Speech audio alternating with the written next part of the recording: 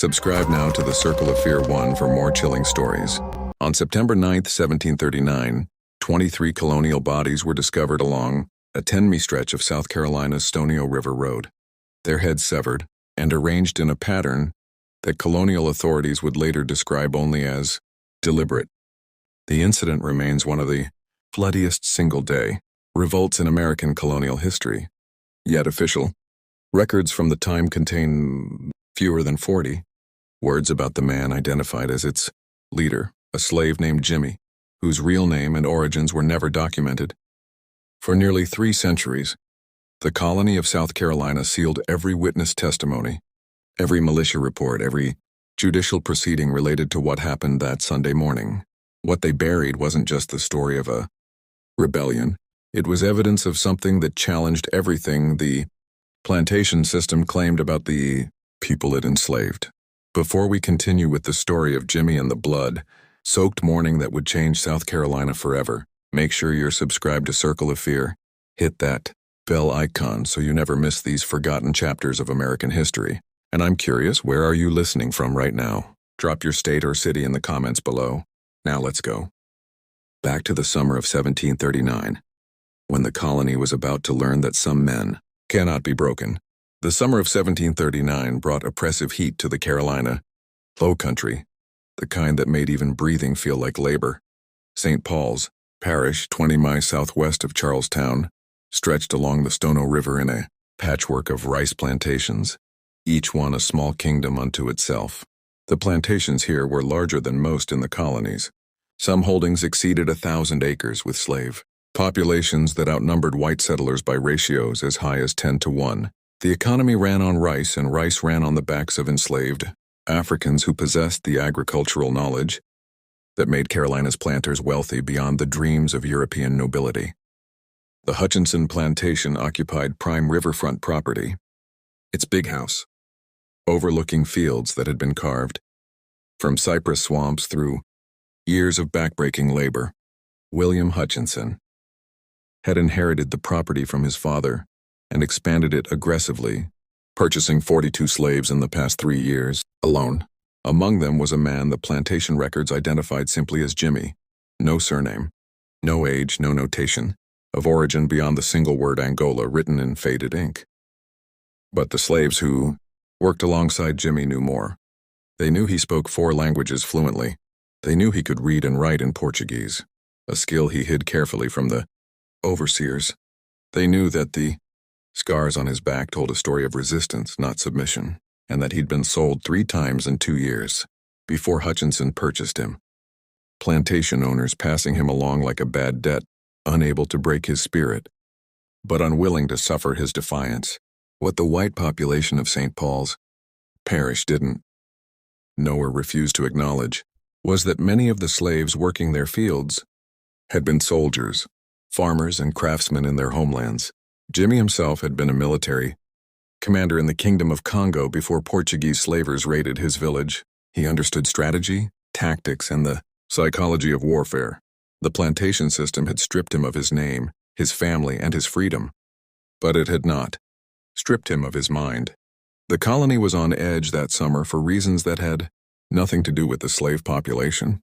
War had broken out between Britain and Spain, and Spanish Florida, just 100 miles south, had begun offering freedom to any English slave who could reach St. Augustine.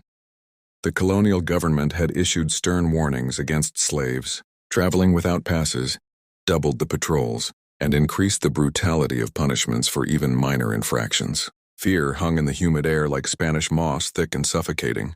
On the Hutchinson plantation, the overseer, a man named Ezra Cobb, had responded to the increased tensions by becoming more vicious. Cobb was a short man with a perpetual sunburn and eyes that seemed to catalog every moment of rest as a theft. He carried a whip made from dried bullhide, and he used it liberally. The slaves called him Red Devil in their native tongues, though never within his hearing. Jemmy had been on the plantation for 8 months. In that time, he'd been whipped 4 times, once for making eye contact with Hutchinson's wife, once for speaking in his native language, once for pausing to drink water without permission, and once for reasons Cobb never bothered to explain. Each punishment had been delivered in front of the other slaves. A ritual of humiliation designed to break not just the body but the soul. It was during the fourth whipping on a Tuesday afternoon in late August that something changed in Jimmy's eyes. The other slaves saw it, a light going out, or perhaps a different kind of light coming on. He took the lashes without making a sound, his jaw clenched so tightly that blood ran from where he'd bitten through his own lip. When Cobb finally tired and moved on to inspect the rice fields, Jimmy stood up, wiped the blood from his mouth, and went back to work without a word.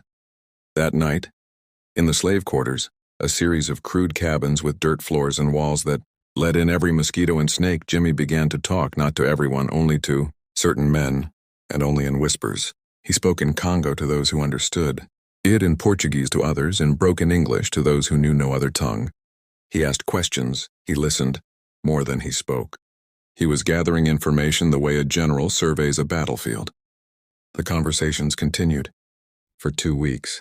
During those whispered exchanges, Jimmy learned which slaves had been soldiers, which had been farmers who knew the land, which had been craftsmen who could improvise weapons.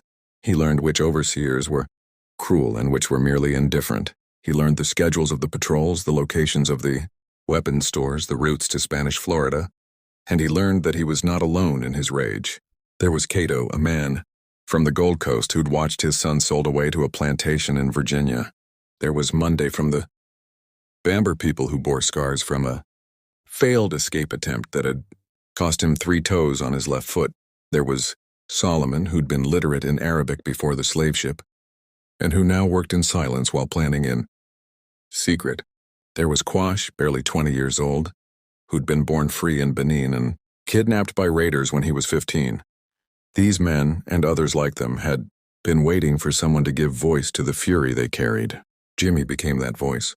Sunday, September 9th, 1739, dawned with a strange stillness. The air felt heavy, pregnant with something the white population couldn't name, but the enslaved population recognized immediately. It was the weight of a decision made, of a point of no return crossed. Most of the white families in St. Paul's Parish attended church services at Willtown Presbyterian, a small wooden structure that sat near the intersection of the Savannah Road. The law required plantation owners to allow their slaves to rest on the Sabbath. Though rest was a relative term, there was always firewood to chop, meals to prepare, animals to tend. But on this particular Sunday, the masters and their families would be gathered in one place, singing hymns while their slaves remained scattered across the plantations. Jimmy rose before dawn. He did not eat. In some cultures, warriors fasted before battle, and though he'd been forced to abandon many of his traditions, this one he kept. He walked through the pre-dawn darkness to the edge of the Hutchinson property to a spot where a massive live oak tree marked the boundary between one man's kingdom and another's. 6 men were waiting for him there. They'd come from neighboring plantations, moving through the darkness with the practiced silence of hunters. No words were spoken. They'd already said everything that needed saying in the previous weeks. Instead, Jimmy simply nodded, and the 7 of them began to move. Their first stop was Hutchinson's tool shed, a sturdy structure where the plantation kept implements too valuable to leave in the fields. The door was locked, but Monday had stolen the key 3 days earlier during a moment when Cobb was distracted by a broken wagon wheel.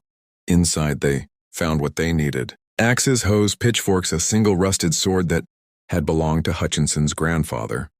Jimmy took the sword. It felt right in his hand, familiar despite the years since he'd held one.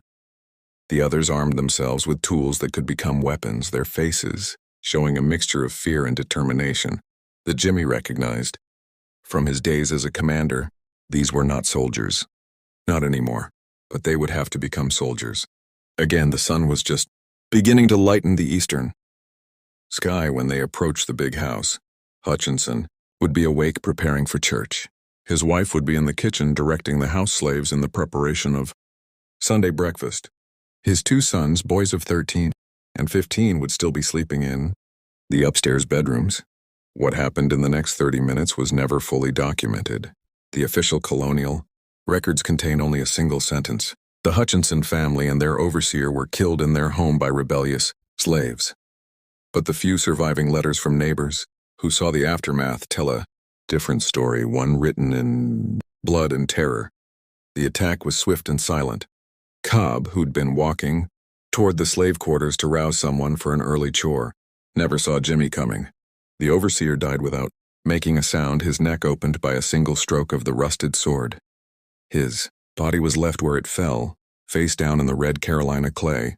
The Hutchinson house was next. The front door stood unlocked. Who needed locks when you owned everyone for miles around? Jemmy and his men moved through the rooms like a violent tide. The kitchen slaves, startled from their work, were told in rapid whispers to flee or join. Most fled. One, a woman named Phoebe, who'd been Hutchinson's favorite target for abuse, picked up a knife and followed Jemmy up the stairs. William Hutchinson died in his bedroom, still in his nightclothes, reaching for a pistol he never managed to fire. His wife's screams were cut short. The boys, and here the historical record becomes deliberately vague, were found later by militia members who refused to describe what they'd seen, noting only that the youth of the victims did not spare them from the rebels' fury. But it was what Jemmy did next that would define the legend and the horror of that day. The colonial militias had a practice, one they'd learned from European wars and adapted to their own purposes. When rebels or criminals were executed, their heads were sometimes displayed on pikes as warnings. The plantations had adopted similar tactics. More than one slave who'd attempted escape had been made an example of in ways designed to terrorize others into submission. Jemmy knew this practice well. He'd seen it, he'd endured the sight of it, and now with the Hutchinson family dead and the sun rising over South Carolina, he decided to send a message that the colonial authorities would never forget. Using Cobb's own axe, the one the overseer had wielded with such enthusiasm, Jemmy separated William Hutchinson's head from his body. He did the same to Cobb, and then, with a deliberateness that spoke of ritual rather than rage, he placed both heads on the fence posts at the entrance to the plantation, facing the road where Sunday travelers would see them. It was a declaration of war written in the language the plantations understood best. By the time the sun had fully risen, Jemmy and his growing group had moved on. Word spread through the slave quarters with a speed that astonished the white population. How could people without literacy, without horses, without any of the tools of communication organized so quickly? The answer, though simple, was one the colonists refused to accept. The enslaved population had always been organized, always been watching, always been waiting for the right moment. At the Godfrey plantation 2 mi south, 12 more slaves joined the rebellion. At the Wallace place, another 8. They moved down the road toward Spanish Florida, and with each plantation they passed, their numbers grew. Some joined willingly, fired by years of accumulated rage. Others joined out of fear. Fear that refusal would mark them as collaborators. Fear that the rebellion would fail and they'd be punished anyway for not stopping it. The pattern established at the Hutchinson plantation repeated itself at 6 more locations that morning. The attacks were not random or chaotic. Jemmy had prioritized targets based on the cruelty of the owners and the strategic value of the properties. The Lemmy plantation, owned by a man notorious for working his slaves to death and simply purchasing new ones, was hit next. Then came the Spies, the Sasha Verrills, the Nathaniel Perrys. At each location the same grim ritual. The owners killed, their heads removed and displayed. The brutality of it shocked even the battle-hardened militia members, who would later investigate. But for Jemmy and his followers, it served a dual purpose. First, it terrorized the white population into paralysis. Many families, hearing the news, barricaded themselves in their homes rather than attempting to fight. Second, it signaled to other enslaved people that this was not an escape attempt. This was a revolution. By mid-morning, somewhere between 60 and 100 slaves were moving down the road, armed with an increasingly sophisticated collection of weapons. They'd raided a general store owned by a man named Sachev, acquiring firearms, ammunition, and rum. The rum would prove to be a critical mistake, but in the moment it felt like a celebration. For the first time in their lives on Carolina soil, these men and women were free, and they were powerful, and they were feared. Lieutenant Governor William Bull was traveling from Charles E. Town to his plantation that morning when he encountered the group on the road. Bull, who would later give testimony that shaped the official record, described seeing a large number of armed Negroes marching with drums and colors, calling out liberty. He managed to avoid capture, spurring his horse into the forest and riding hard for the nearest militia post. His arrival at Willtown, where the local militia was drilling after church services, changed everything. Captain B, who commanded the local colonial forces, immediately called for a full mobilization. Riders were dispatched to neighboring parishes. Church bells rang out warnings. Within 2 hours, militia members from across the region were converging on the road south of Stono. But Jemmy and his followers had already traveled 10 mi. They'd stopped at the Edisto River at a place called Jacksonboro. And here, whether from overconfidence, exhaustion, or the effects of the liberated rum, they made their fatal error. They stopped to rest. The debate among the group's leaders was fierce. Some wanted to continue immediately toward Florida, covering as much ground as possible before the militia could organize. Others argued they needed rest, needed to consolidate, needed to plan. The sun was high and brutal. The journey ahead was still 60 mi through hostile territory, and they'd been up since before dawn running on adrenaline and rage. Jemmy made the decision to stop. In his defense, he was making calculations based on warfare in Congo, where armies maneuvered with supply lines and territorial knowledge. He didn't fully understand the speed with which colonial communications could operate, the network of riders and bells, and prearranged signals that allowed plantations to coordinate defensive measures. They posted centuries, but the rum had made the men careless. Some celebrated, others argued about what to do with the slaves who joined them unwillingly. A few tried to organize the group into military formations, but they were working with farmers and field hands, not soldiers. The discipline that Jemmy had maintained during the morning's raids began to fray in the afternoon heat. It was nearly 4 hours when the militia arrived. The Battle of Stono, as it would later be called, lasted less than an hour. But that single hour would reshape slavery laws across the American colonies and create a legend that would be whispered about in slave quarters for generations. Captain B approached with approximately 40 militia members, all on a horseback, all armed with muskets and pistols. They had the advantage of surprise, organization, and sobriety. Jemmy's group, spread out along the riverbank, scrambled to respond. The first volley of musket fire cut down 7 men before most of the group even realized they were under attack. Jemmy, to his credit, immediately tried to organize a defense. He gathered the armed men into a line, shouting orders in multiple languages, trying to create the kind of disciplined formation that might withstand a cavalry charge. For a few moments, it almost worked. The rebels returned fire and 2 militia members fell from their horses. The group began to move toward a defensive position near a grove of trees, covering each other's retreat with the kind of coordinated movement that surprised the colonial forces. But coordination only matters when you have the numbers and weapons to sustain it. The militia had both, and more critically, they had reinforcements coming. By the time the second wave of colonial forces arrived, another 30 men from neighboring parishes, the outcome was no longer in doubt. The battle became a rout. Slaves scattered into the surrounding forest, dropping weapons and running for their lives. Some tried to surrender, hands raised, pleading in broken English or their native tongues.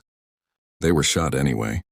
The militia had come not to arrest, but to annihilate, to send a message as brutal as the one Jemmy had sent that morning. Jemmy himself fought to the last. Multiple accounts describe him standing his ground near the riverbank, the rusted sword in one hand and a captured pistol in the other. He was surrounded by 6 dead militiamen, evidence of his skill and fury when a muskball struck him in the chest.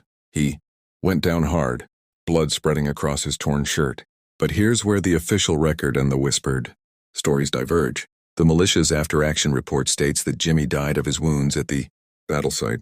It notes that his body was decapitated along with those of 13 other rebels and that their heads were displayed on posts along the road for the next several months as warnings. Case closed, rebellion crushed, order restored. But the slaves who survived, and there were survivors captured rather than killed, eventually sold to plantations in distant colonies, told a different story.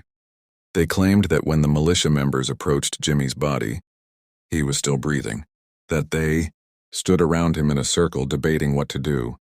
That one man, they couldn't remember his name, but they remembered his eyes, leaned down, and whispered something to Jimmy in Portuguese. What was whispered? None of the survivors would say. Some claimed they didn't hear. Others said they heard but didn't understand. One woman, sold to a plantation in Georgia 3 months after the rebellion, told her story to a traveling minister 40 years later. She said the man asked Jimmy a single question. Who are you? And Jimmy, with blood filling his lungs with his life draining into the Carolina soil, smiled and answered in clear Portuguese, I am the one you could not break. Then he died, or so the story went. The immediate aftermath of the Stono Rebellion was brutal beyond measure. The colonial government, terrified by how close the slaves had come to succeeding, enacted a campaign of retribution designed to traumatize the entire enslaved population into permanent submission. Over the following week, militia members hunted down escaped rebels throughout the Low Country. Some were found hiding in cypress swamps, half-starved and delirious from infected wounds. Others were betrayed by fellow slaves, desperate to prove their own loyalty and avoid collective punishment. A few made it as far as 30 toward Florida before being captured by tracking parties that used bloodhounds imported specifically for hunting human beings. The executions were public and prolonged. The colony wanted every slave in Carolina to witness what happened to those who chose resistance over submission. Bodies were burned. Heads were displayed. The road from Stono to Charlestown became a gallery of horror, lined with human remains in various states of decay. But something wasn't adding up. The official count placed 23 white colonists dead in the initial attacks. The militia reported killing approximately 40 rebels during the battle and immediate pursuit. Another 13 were captured and executed publicly in Charlestown. That should have accounted for most of Jimmy's force, given that estimates placed the rebel numbers between 60 and 100. Yet, plantation owners across the region reported slaves missing who'd never been found. The colonial records, usually meticulous about property loss, became strangely vague when it came to accounting for every enslaved person in St. Paul's parish that September. Some historians would later estimate that between 20 and 30 slaves simply vanished during the chaos, too many to be explained by deaths in the battle or escape attempts. And then there were the stories. 3 weeks after the battle, a plantation owner named Robert Pringle in St. James Parish, 40 mi north of Stono, reported that one of his slaves, a man who'd been born on the plantation and never shown any signs of defiance, had hanged himself in his cabin. When they found the body, there were words carved into the wooden wall beside him, written in a language no one in the household could identify. A visiting merchant from Portugal was brought in to translate. He went pale when he saw the words and refused to say what they meant, claiming only that it was a military phrase from Africa. 2 months after that, a rice field overseer on the Drayton plantation went missing. His horse was found near the Stono River, but his body was never recovered. The slaves on the plantation claimed they knew nothing, but several were seen making offerings at the base of a large oak tree near where the horse was found, offerings of food, tobacco, and strange, carved wooden figures. And then there was the matter of the heads. The colonial government had ordered that the heads of executed rebels be left on display indefinitely as a permanent warning, but slowly, mysteriously, they began to disappear. Not all at once that would have prompted immediate investigation, but one by one over the course of several months, the heads vanished from their posts.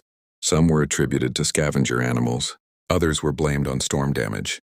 But militia members who'd been tasked with maintaining the displays reported something that made their commanders uncomfortable. The heads weren't falling off due to decay or weather. They were being removed carefully, deliberately in the night.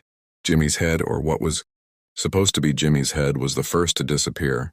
The disappearances prompted wild speculation. Some colonists believed the Spanish were sending agents north to retrieve the remains as propaganda tools. Others thought escaped rebels were conducting nighttime raids to honor their dead. A few, though these were only mentioned in Private letters, never public documents, wondered if something else was at work. Just when we thought we'd seen it all, the horror in Stono intensifies. If this story is giving you chills, share this video with a friend who loves dark mysteries. Hit that like button to support our content, and don't forget to subscribe to never miss stories like this. Let's discover together what happens next. The investigation into the rebellion was led by Lieutenant Governor Bull himself, who had personal reasons for wanting answers. He'd barely escaped with his life that Sunday morning.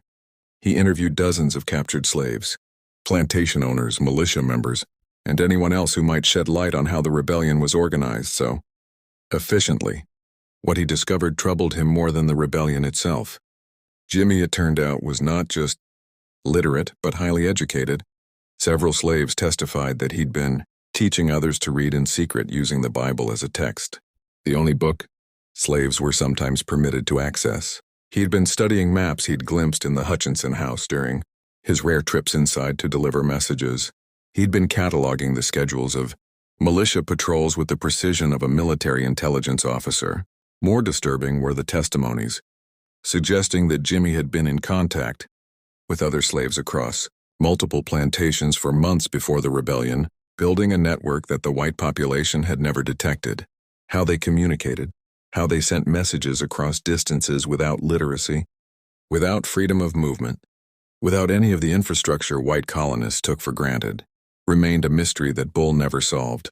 One captured rebel, a man named Caesar, who'd been among Jimmy's closest associates, was subjected to enhanced interrogation, a colonial euphemism for torture.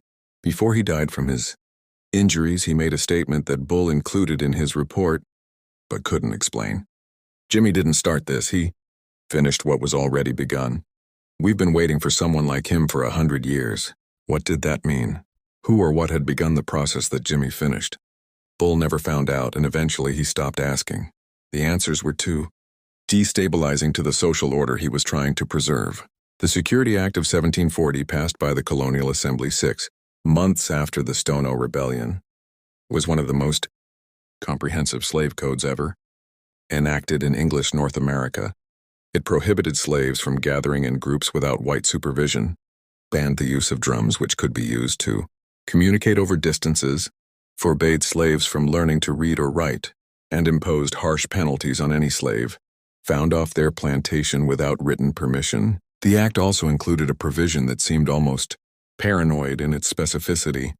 It required plantation owners to maintain detailed records of any slave who demonstrated unusual intelligence, military knowledge, or facility with languages. These individuals were to be reported to colonial authorities and, if necessary, sold out of the colony entirely.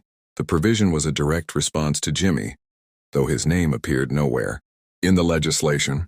The colonial government understood, even if they couldn't publicly admit it, that the greatest threat to the plantation system wasn't the cruelty of slavery. That was the system's foundation. The greatest threat was the possibility that enslaved people might organize, might remember their military training, might refuse to accept the lie that enslavement was natural or inevitable. But laws could only do so much. And in the months and years following the rebellion, strange patterns emerged that suggested the story hadn't ended on that riverbank at Jacksonboro. The winter following the rebellion brought an unusual cold to the low country. Ice formed on the Stono River for the first time in living memory, and plantation owners huddled in, their houses burning through firewood at unprecedented rates. The cold affected the enslaved population far worse. Their cabins offered little protection against the wind that howled off the river, and thin blankets provided minimal warmth against temperatures that dropped below freezing. Most nights, it was during this brutal winter that the first authenticated account of what came to be known as Jimmy's witnesses emerged. A house slave named Diner, who worked in the home of Samuel Swinton, a plantation owner who'd lost his brother in the Stono attacks, reported to her master that slaves were holding secret gatherings in the woods at night. Despite the new laws explicitly forbidding such meetings, Swinton, paranoid and grief-stricken, organized a night patrol with 3 neighboring plantation owners. On the Bayi evening of January 14, 1740, they discovered approximately 30 slaves gathered in a clearing 2 miles from the nearest plantation. The slaves were seated in a circle around a small fire, and in the center of that circle was an elderly man, a slave from the Drayton plantation known only as Old Marcus, who was speaking in a language none of the white men recognized. The patrol broke up the gathering violently. Old Marcus was arrested and subjected to interrogation that lasted 3 days. What he revealed under duress became one of the most closely guarded secrets of the colonial administration, contained in letters between Lieutenant Governor Bull and the governor of Virginia that wouldn't be discovered by historians until the 1920s. Old Marcus claimed he'd been conducting a memorial service for those who died at Stono, but it wasn't a Christian service. It was something older, drawn from traditions that predated the slaves' arrival in America. He said the gatherings had been happening since October, always in secret, always in locations that changed from week to week. He said that over 200 slaves across 5 parishes had attended at least one gathering. And he said something else, something that Bull initially dismissed as the ravings of a tortured man, but that haunted him for the rest of his life. Jemmy knew he would die. He planned for it. He told us what to do after he was gone. We are doing it. What did that mean? Bull tried to extract more information, but Old Marcus died from his injuries before providing details. The colonial government, already anxious about appearing weak in the wake of Stono, decided to bury the information rather than investigate further. Publicizing the existence of an organized network of memorial gatherings would only dignify the rebellion and potentially inspire others. But the gatherings didn't stop. Throughout 1740 and into 1741, plantation owners reported suspicious activities. Slaves disappearing for hours at night. Strange symbols carved into trees at the edges of properties. Small offerings of food left at specific locations. The patrols were doubled, then tripled. Dogs were brought in from as far away as Virginia to track nighttime movements. Several slaves were caught and punished severely. Yet the activities continued. Slave revolts had been relatively rare in South Carolina before Stono.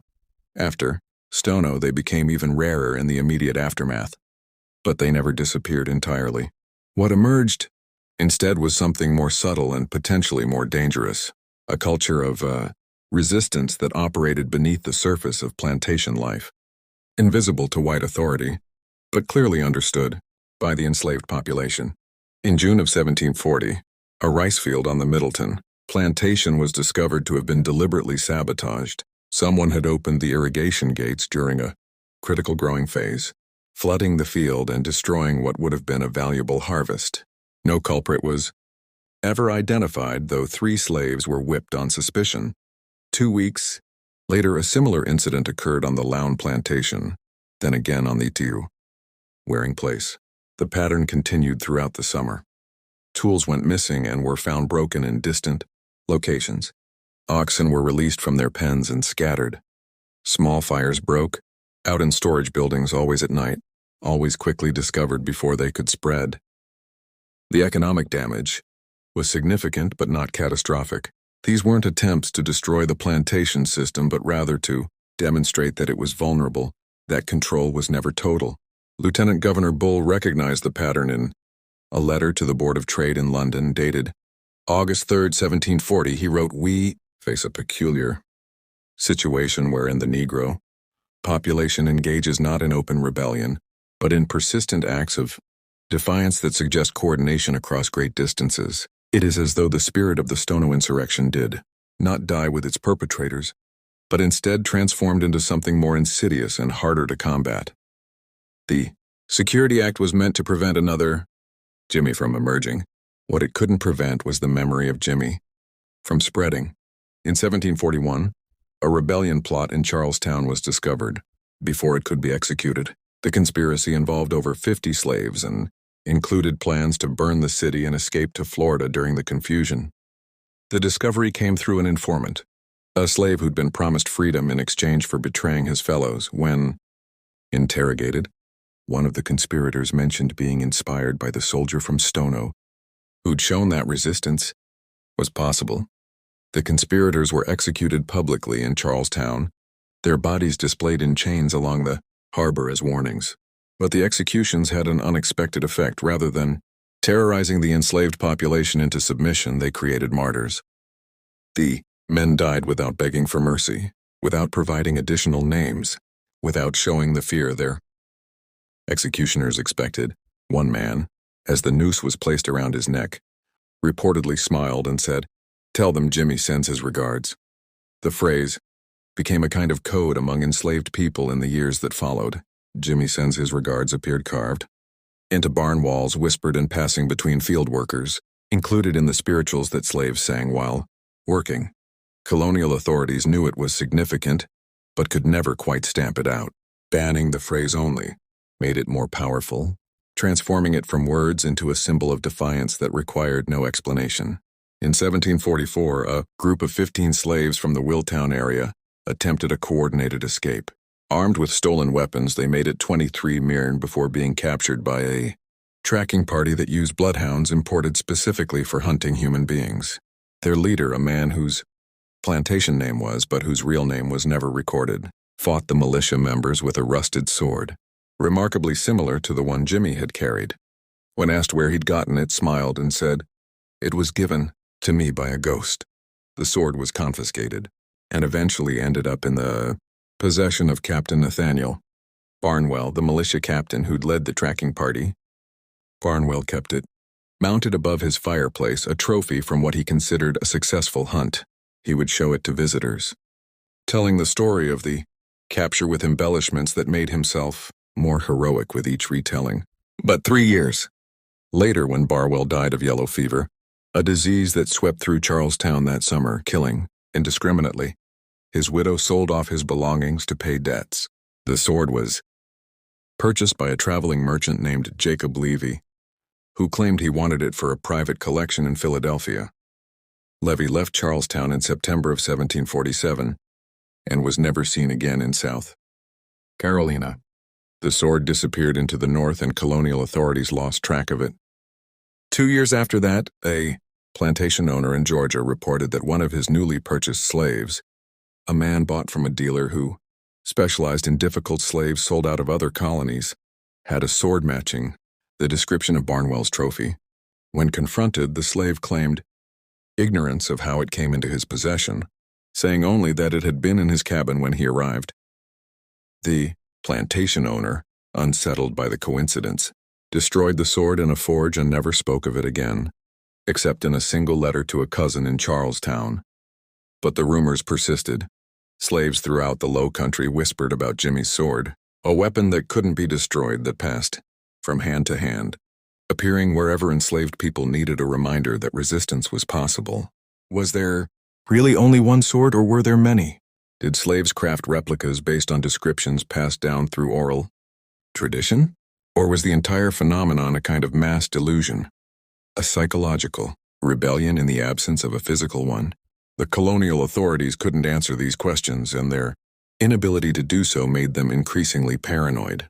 And then there were the rumors, persistent, disturbing rumors, that began circulating in the slave quarters and eventually leaked into white society through house servants and informers. The rumors said that Jimmy hadn't died at Jacksonboro, that the body the militia beheaded was someone else, a volunteer who'd agreed to die in Jimmy's place so the leader could escape. That Jimmy had slipped away in the chaos, wounded but alive, and made it to Spanish Florida, where he lived as a free man. The rumor said that he'd founded a maroon community in the Great Dismal Swamp, a vast wetland that straddled the border between Virginia and North Carolina. That dozens of escaped slaves had joined him there, living in hidden villages built on platforms above the water, fishing and hunting and living beyond the reach of colonial law. That he was training soldiers there, teaching them the tactics he'd learned in Congo, preparing for another uprising when the time was right. The rumors said that the heads disappearing from the posts weren't random acts of defiance, but were being collected by Jimmy himself, that he was honoring his fallen comrades in rituals drawn from African military traditions, ensuring that even in death, they would be remembered as warriors rather than property. Were these rumors true? Almost certainly not. The historical evidence strongly suggests that Jimmy died at Jacksonboro, and that his body was indeed among those mutilated by the militia, the military. Records from the battle, while incomplete, are consistent in describing a final stand by a group of rebels that ended with the death of their leader. The medical testimony from militia members who treated wounded soldiers described injuries inflicted by someone with formal military training, fighting with a discipline unusual among untrained combatants, and yet the rumors persisted for decades, growing more elaborate with each retelling. By the 1760s, slaves in Virginia were telling stories about a legendary maroon leader who matched Jimmy's description, but went by different names: the captain, the warrior, the one who remembers. In North Carolina, a maroon community that was finally destroyed by militia action in 1756 was found to have a carved wooden figurehead at the entrance to their main settlement. A warrior holding a sword with words carved beneath it in Congo that translated roughly to, "We do not forget." The rumors likely emerged from a combination of wishful thinking among the enslaved population and the very human need to believe that heroes don't die, that resistance continues, that defeat is never final. In a world where death was common, where families were separated without warning, where hope was a dangerous luxury, the legend of Jimmy offered something precious, proof that one man at least had lived and died on his own terms. But there's a reason the rumors persisted for so long and spread so far. They served a purpose beyond mere comfort. They kept alive the possibility of resistance when the reality of resistance seemed impossible. They reminded enslaved people that someone like Jimmy had existed, had fought back, had killed his oppressors, and died free rather than live as property. In a system designed to destroy hope, the legend of Jimmy became hope itself. Not hope for immediate liberation, which would have been delusional, but hope that the system was not eternal, that it could be challenged, that enslaved people were not the passive childlike beings that plantation ideology claimed they were. The colonial government understood this on some level. That's why they were so aggressive in suppressing any mention of Stono, why they passed laws against slaves learning to read or write, why they banned drums and limited gatherings. They weren't afraid of what had happened in 1739 that was over, crushed, buried. They were afraid of what the memory of 1739 might inspire. By the 1750s, the physical evidence of the Stono Rebellion had been erased from the landscape. The heads had all disappeared or decayed. The burned buildings had been rebuilt. The mass graves where rebels had been buried in unmarked pits, graves that the colonial government had deliberately left unmarked to prevent them from becoming pilgrimage sites, were reclaimed by forest and swamp. New slaves imported from Africa or born into bondage in Carolina worked the same fields where Jimmy and his followers had once labored, often with no knowledge of what had happened there. The colonial government had achieved what it set out to achieve, the restoration of order and the eraser of memory, or so it seemed. But memory is a difficult thing to erase completely, particularly when that memory serves a purpose for those who carry it. In 1752, a Moravian missionary named Johann Henkeli arrived in South Carolina as part of an evangelical movement aimed at converting enslaved people to Christianity. Henkel, unlike many of his contemporaries, believed that slaves had souls worth saving and that conversion required actually listening to them. He spent 3 years traveling between plantations, conducting services and recording observations in a detailed journal that wouldn't be published until after his death in 1784. Henkel's journal contained several entries that referenced Stono, though he had to be careful about what he committed to paper. In an entry dated June 15th, 1753, he wrote, "Today I spoke with an elderly Negro woman on the Drayton plantation who claims to remember the Day of Blood, as she calls it. She would not speak of it directly, but instead told me a story about a great warrior from her homeland who challenged a cruel king and died fighting. When I asked if this was a parable from Scripture, she smiled and said, 'All true stories are parables, master.' I suspect she was speaking of matters the colonial authorities would prefer remain forgotten."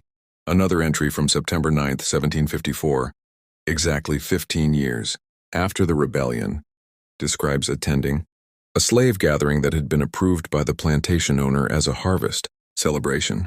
Henkel noted that the celebration included traditional African music and dance, which made the white overseers nervous, but which the slaves had assured them was just for entertainment, master.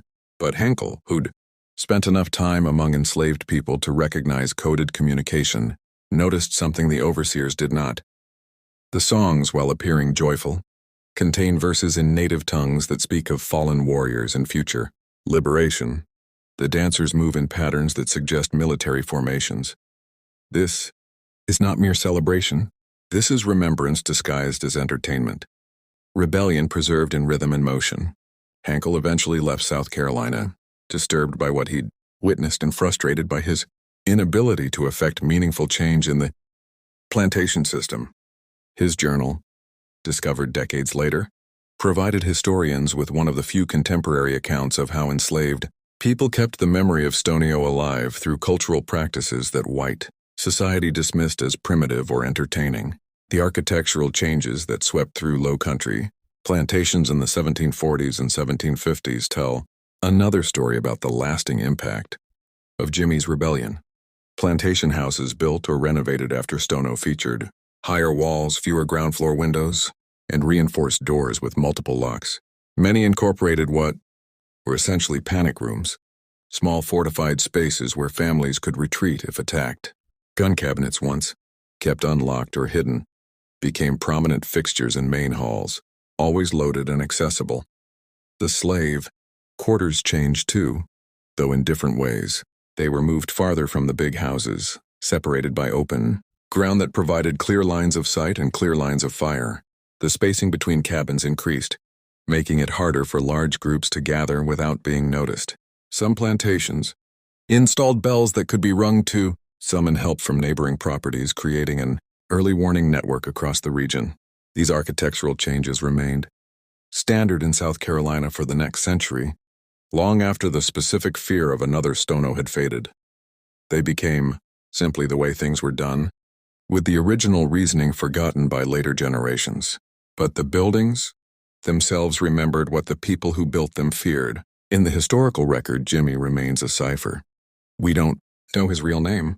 The name Jimmy was almost certainly a plantation designation, possibly a corruption of a name his overseers couldn't pronounce or didn't care to learn. We don't know his age, though testimonies suggest he was probably in his 30s or early 40s, young enough to lead a physical rebellion, but old enough to have gained military experience in Africa. We don't know whether he had a family if he left behind a wife in Congo who waited years for a husband who would never return, or if he had children born into slavery in Carolina who grew up never knowing their father's story, possibly not even knowing he was their father. We don't know if he ever truly believed the rebellion could succeed. Did he think they could actually make it to Florida, establish themselves as free men under Spanish protection and live out their lives in peace? Or did he understand from the beginning that the rebellion was likely doomed, and he simply decided that dying on his feet was better than living on his knees? Was it military strategy or a suicide mission dressed up as revolution? The few slaves who survived Stono and were willing to speak to colonial authorities, always under duress, always with the understanding that their words could lead to their own execution or torture, provided conflicting accounts. Some said Jimmy believed he could succeed, that he'd calculated the odds and thought them favorable if they could reach Florida before the militia organized. Others said he knew it was hopeless but felt compelled to act anyway, that years of brutality had left him with no choice but resistance or madness. One particularly detailed testimony came from a man named Quash, who'd been captured during the battle and later sold to a plantation in Virginia. In 1755, 16 years after Stono, Quash was interviewed by a Virginia planter who was writing a privately circulated treatise on managing slave populations. Quash, old and resigned to his fate, provided what may be the most honest account of Jimmy's motivations. He never said we would make it to Florida. He never promised freedom or victory. What he said was this: we have three choices. We can work until we die, which will happen soon because Cobb does not care if we live or die. We can try to escape individually, which will fail because they have horses and dogs and we have nothing. Or we can fight together as men and make them remember that we were not always slaves. Even if we lose, and we probably will lose, they will remember. And the ones who come after us will remember. And maybe someday that remembering will matter. If this account is accurate and there's no way to verify it, then Jimmy's rebellion was never primarily about escape. It was about dignity, about refusing to accept the dehumanization that slavery required. It was about creating a memory that would outlast the men who fought. A story that would remind future generations that enslaved people were capable of organized resistance, of military thinking, of choosing death over submission. In that sense, Jemmy succeeded beyond anything he could have. Simple escapes or small acts of resistance never could. It demonstrated unambiguously that enslaved people were capable of military organization, strategic thinking, and sustained violent resistance. It proved that the ideology of racial inferiority that justified slavery was a lie, one that enslaved people themselves understood was a lie, even if most white colonists never would. And we know that despite the violence of the suppression, despite the Security Act of 1740, despite the surveillance and control mechanisms put in place after Stono, the spirit of resistance never died in South Carolina. Smaller rebellions continued throughout the colonial period and into the antebellum era. Escape attempts persisted, with some slaves successfully reaching Florida or joining maroon communities in the swamps. Networks of resistance invisible to white authority operated beneath the surface of plantation society for generations. The Denmark VC conspiracy of 1822, which planned a large-scale rebellion in Charleston, drew inspiration from stories of Stono passed down through oral tradition. Nat Turner's rebellion in Virginia in 1831, while different in its religious motivations, followed a similar pattern of sudden violence and strategic targeting. John Brown's raid on Harper's Ferry in 1859, though led by a white abolitionist, was premised on the belief that enslaved people would rise up if given weapons and leadership, a belief rooted in historical examples like Stono that proved slaves were willing to fight for freedom. The legend of Jemmy, the soldier who became a slave, who became a revolutionary, lived on in the oral histories of the enslaved population, passed down through generations even as the historical details faded and transformed. By the 19th century, his story had merged with other stories of resistance, becoming part of a broader tradition of remembering that slavery had always been contested, that enslaved people had never accepted their condition as natural or permanent. Frederick Douglass, in an 1857 speech, referenced Stono without naming it. The history of our bondage is marked by moments when men decided they would rather die as free men than live as slaves. These moments are often buried by those who would prefer we forget. But we do not forget. We cannot forget. The blood of those who chose resistance over submission waters the tree of liberty just as surely as the blood of white revolutionaries. Today, there's a historical marker near the site of the Hutchinson Plantation, installed in 1974 as part of South Carolina's bicentennial Heritage Project. It's a small thing, easy to miss if you're not looking for it. A metal plaque on a post by the side of a rural road with text that's been faded by decades of sun and rain. The marker sits in what is now an industrial area surrounded by warehouses and distribution centers that have replaced the rice fields and plantation houses. The text is brief, clinical, designed not to offend contemporary sensibilities or disrupt the narrative of gradual progress that dominates public history. It mentions the Stono Rebellion and notes that it was the largest slave uprising in the British mainland colonies before the American Revolution. It provides the date, a casualty count, and a single sentence about the Security Act that followed. It doesn't mention Jemmy by name. It doesn't mention the beheadings or the brutality of the colonial response or the fact that some of the executed rebels were left to rot in chains for months as warnings. It certainly doesn't mention the legends or the rumors or the ways that enslaved people transformed a failed rebellion into a story about dignity and resistance, but the story exists anyway in the gaps and silences of the official record. It exists in the testimony of Caesar, who said Jemmy finished what others had begun, suggesting a continuity of resistance that predated and outlasted any individual rebellion. It exists in the disappearing heads and the rusted sword that kept reappearing, physical objects that became symbols, weapons that transcended their material limitations to become ideas. It exists in the maroon communities that formed in the decades after Stono, sheltering escaped slaves who remembered the lesson Jemmy taught. that freedom could be taken even if it couldn't be kept, and that the taking itself mattered.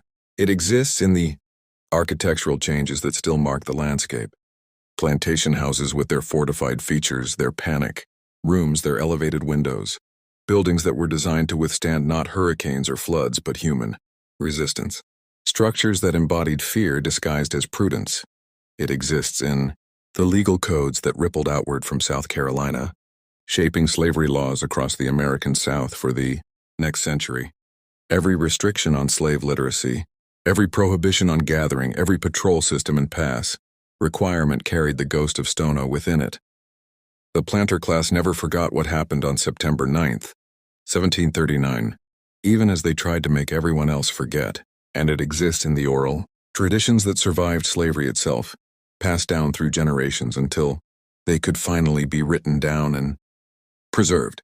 In the 1930s, the Works Progress Administration conducted interviews with formerly enslaved people as part of the Federal Writers Project. Several of these interviews conducted with elderly individuals in South Carolina who'd been born in the 1840s and 1850s contain references to the old rebellion and the warrior who fought the masters. The interviewees were recounting stories their grandparents had told them, stories that had survived nearly a century through oral transmission alone. The colonial authorities wanted Jemmy to be a warning, a cautionary tale about the consequences of resistance. Instead, he became something else entirely. He became proof that enslaved people were not property but people. People capable of courage, strategic thinking, and organized resistance. He became a reminder that the plantation system's greatest fear was justified, that those it oppressed might one day rise up and demand freedom at any cost. Was Jemmy a hero? That depends on who's telling the story and what definition of heroism we're using. To the white colonists of 1739, he was a terrorist, a murderer, proof of the necessity of strict controls and harsh punishments. Their letters and diaries describe him in terms usually reserved for natural disasters as a force of destruction that had to be contained, not a human being with motivations and agency. He was, in their telling, evidence of what happened when the natural order was disrupted, when slaves were not properly controlled, when the thin veneer of civilization gave way to savage violence. To the enslaved population, both contemporary and in later generations, he was something different. A man who'd been pushed beyond endurance, who'd chosen violence not as a first resort, but as a last one, who decided that if he couldn't live free, he would at least die free. He was proof that resistance was possible, that military organization could emerge from the plantation system itself, that the ideology of racial inferiority was a lie that could be exposed through action. But the truth, as is often the case, is more complicated than either narrative allows. Jemmy was a man, not a symbol, though he became a symbol after death in ways he probably never anticipated. He made choices, some strategic and well-considered, others desperate and reactive. He organized a rebellion that failed by every measurable standard. The system he fought against survived for another 126 years after his death. The people who followed him into rebellion either died in the fighting or were re-enslaved, their lives arguably made worse by their participation. The violence he unleashed led directly to harsher laws and more brutal repression, not just in South Carolina, but across the American colonies. And yet his story survived. It survived in ways that successful escapes didn't, in ways that individual acts of resistance couldn't match. It survived because it proved something that the plantation system desperately needed to deny, that enslaved people could organize, could plan, could execute military strategy, could choose death over submission. Every subsequent rebellion, every escape attempt, every act of resistance carried Stono within it, not as a direct inspiration necessarily, but as proof of concept, as evidence that the system was vulnerable. The question of whether the rebellion was worth the cost is one that historians continue to debate. 23 white colonists died, but in the aftermath, dozens of slaves were executed and hundreds more faced increased brutality and surveillance. Did Jemmy's actions improve the lives of enslaved people or make them worse?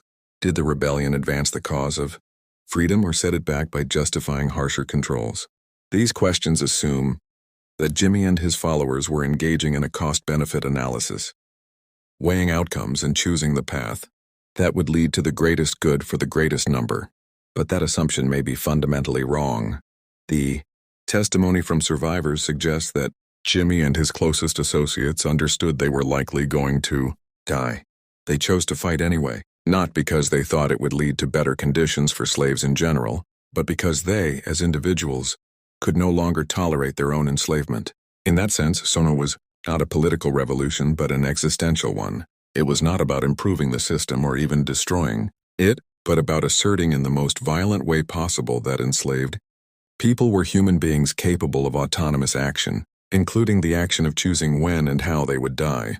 On September the 9th, 1739, a man whose real name we'll never know, a man who'd been a military commander in Congo, who'd been captured and sold and transported across an ocean, who'd been given the name Jemmy by people who owned him as property, picked up a sword and decided that his life belonged to him, not to William Hutchinson or the colony of South Carolina or the economic system that had stolen him from Africa. For one brief bloody morning he was free. He led men into battle. He killed his oppressors. He marched with drums and colors toward a Spanish colony that promised liberation. For those few hours he was not property, but a general, not a slave, but a soldier, not chattel, but a man. And then he died, as revolutionaries often do, believing in a future he would never see. A future where the story of his rebellion would matter, where the memory of his resistance would inspire others, where the system that enslaved him would eventually fall. He was right about that, though it took longer than he could have imagined. Slavery in America persisted for 126 years after Stono, before finally being destroyed. Not by slave rebellions alone, but by a combination of economic forces, political realignments, moral awakenings, and ultimately a civil war that killed more Americans than any conflict before or since.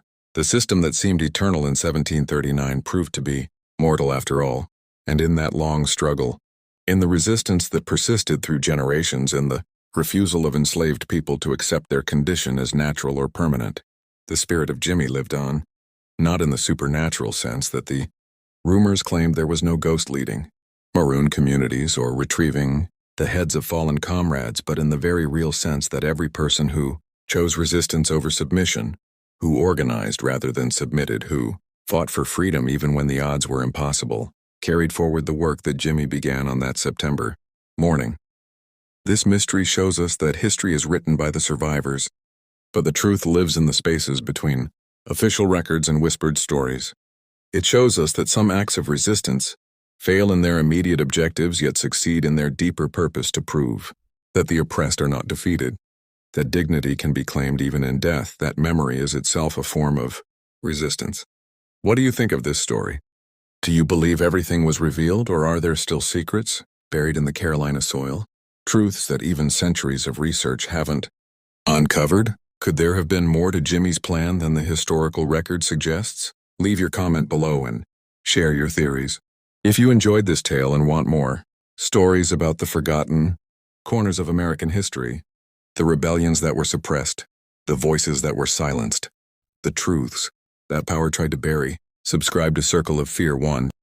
Be sure to hit the notification bell so you never miss any of our upcoming thrilling videos. Share this video with those who love mysterious and fascinating stories that change the way we think about the past.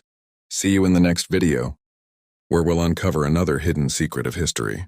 Until then, stay connected with Circle of Fear 1.